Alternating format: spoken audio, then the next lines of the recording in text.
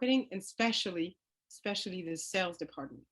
This is such a challenge. This is such a It challenge. is, it's a challenge everywhere. And It's a challenge. Yeah. I'm gonna tell you the real really the question that that I've been asked to ask you was, okay, does he have concrete tips, advice, things that we could really mean help us do the sale, because it is so hard. And as you just explained, sometimes it happens, but once the person who's carrying the burden of all this leaves, everything stops. So it means that in a way the company didn't really buy into it, right? Yeah, that's true. I mean, but that's, that's honestly, that's a bigger topic than we've definitely got time for today, which is The future. the culture of people leaving and strategies falling because people leave, because that happens at marketing, right? That happens full stop, right? I mean, there a very famous example of that is Coca-Cola, shook up the industry by changing their whole website presence to be what they called the 100 years of Coca-Cola. And it was a story, and it was beautiful, and it was video, and it was this whole experience. And they changed their whole corporate website to be around that idea. And then the people that created that whole idea left, and they went, right back into sort of bland, boring old corporate website again. So that happens at the marketing level. And, I like I'm it. not paid enough to solve that problem. So, but with content marketing, the key in selling it in is not the content. It's that relationship that we build with audiences. And what I mean by that is that there are a number of ways that we can create value with content marketing as an approach. Some of them have to do with sales. Some of them have to do with, like I just said, getting earned media coverage, right? So the monster.com was a great example of the content marketing team really selling their process into the PR and comms team, because they were giving them amazing things to issue press releases on, instead of like, we hired somebody new. It's awesome. We hired somebody new. Isn't it great, that we hired a new VP? Nobody wants to cover that. Instead, they're giving them original research that says you can go sell that to a magazine and get better media coverage on our company.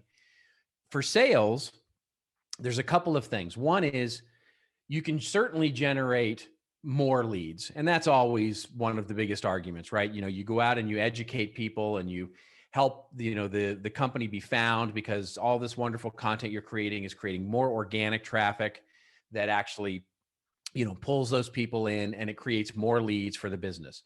Maybe that's true.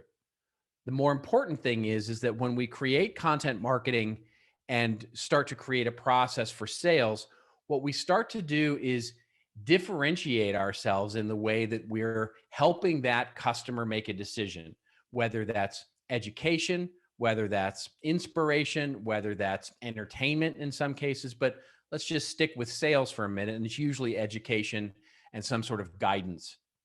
And for example, I love to use this example. There's a B2B software company. They're called Frontline Research. They're a software company, and what they did was they make like ERP software, like the most boring software you can think of, like just operational, hire people and put them into the system, and paychecks and all that stuff for schools. It's very, very niche software. So it's only operational software for schools. Very B2B, very sales driven, very product driven.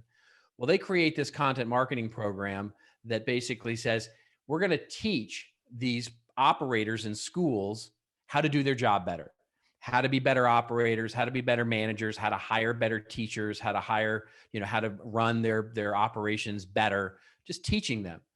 Well, what they discovered was that it was so much better for those salespeople to call up the schools that they wanted to sell into and not go, hey, I've got a product you should buy today, but instead said, hey, I've got something you should learn and you should actually, get engaged with, and start selling this idea of education.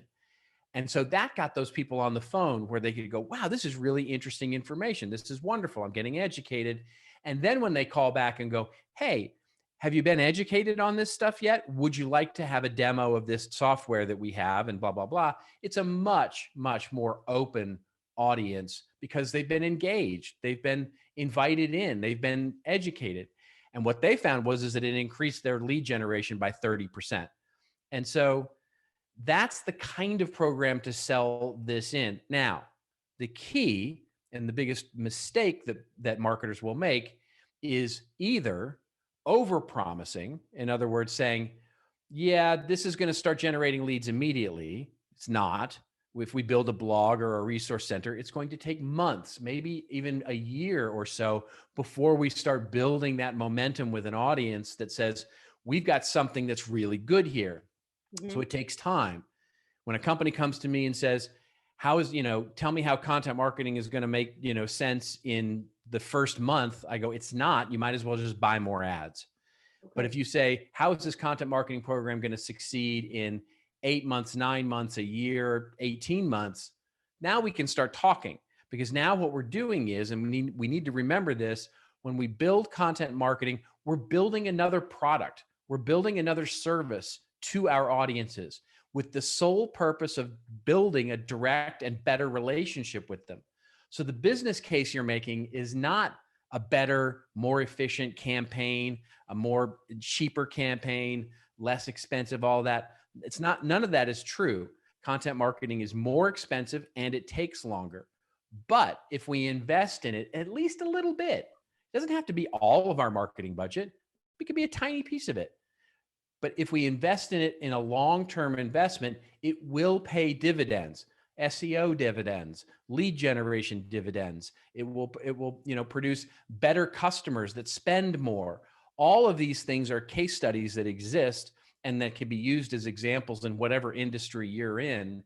But that's the real key is that it's a long-term investment that we need to be doing. And quite frankly, I'm sure almost everybody out there can point to competitors who are doing it.